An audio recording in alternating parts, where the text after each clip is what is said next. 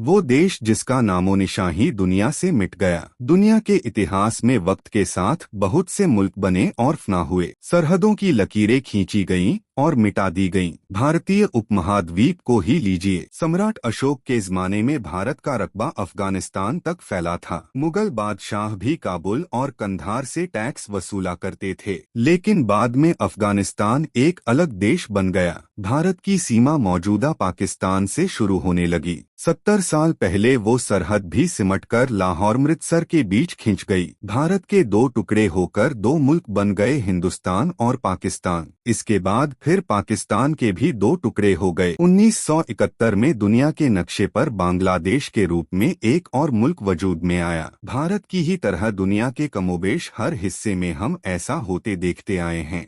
Europe का इतिहास भी ऐसे ही सरहदें बनाने मिटाने के किस्सों से भरा पड़ा है। अभी हाल के दिनों तक यूरोप में एक देश हुआ करता था, युगोस्लाविया। अब वो वजूद में ही नहीं है, उसकी सरहदें मिट चुकी हैं।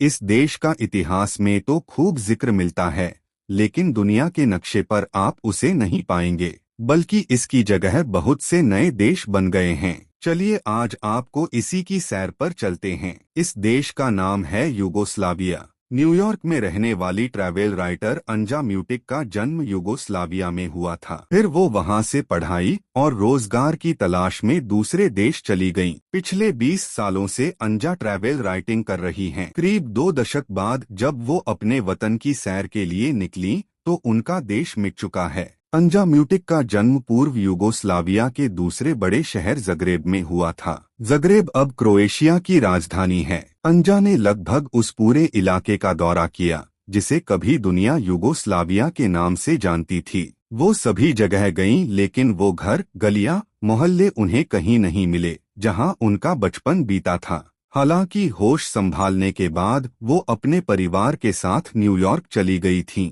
लेकिन अंजा ने पहली बार दुनिया में आंखें युगोस्लाविया की सरहद में ही खोली थीं। उनका शुरुआती बचपन युगोस्लाविया में ही गुजरा था। अंजा म्यूटिक कहती हैं कि 1993 में उन्हें किसी ने देश छोड़कर जाने के लिए नहीं कहा था, बल्कि उनका परिवार खुद ही ज़्लावतन हुआ था। उस वक्त युगोस्लाविया में जिस तरह के हालात पैदा हो गए थे, उससे उन्हें लग रहा था मानो किसी ने उनके पैरों तले ज़मीन खींच ली हो। अपना वजूद बचाए रखने के लिए उनके पास कुछ बाकी नहीं बचा है, लिहाजा वो अपना घर-बार छोड़ने के लिए मजबूर हो गईं। करीब 15 साल बाद एक रोज अंजा को ख्याल आया कि क्यों ना एक बार फिर से जाकर अपने पुरखों की जमीन तलाशी जाए, उस जंग के नतीजों पर नजर डाली जाए जिसने एक देश को एक-एक कर 6 से 7 टुकड़ों में बांट दिया। इस बंटवारे को सहने वालों पर इसका क्या असर रहा? 1990 में युगोस्लाविया के टूटने के बाद उससे कई देश बने। इसमें Croatia, Serbia, Montenegro, Macedonia, Bosnia Herzegovina शामिल हैं। सबसे पहले साल 1991 में क्रोएशिया ने खुद को स्वतंत्र घोषित किया था। क्रोएशिया की आज़ादी की लड़ाई तक चली।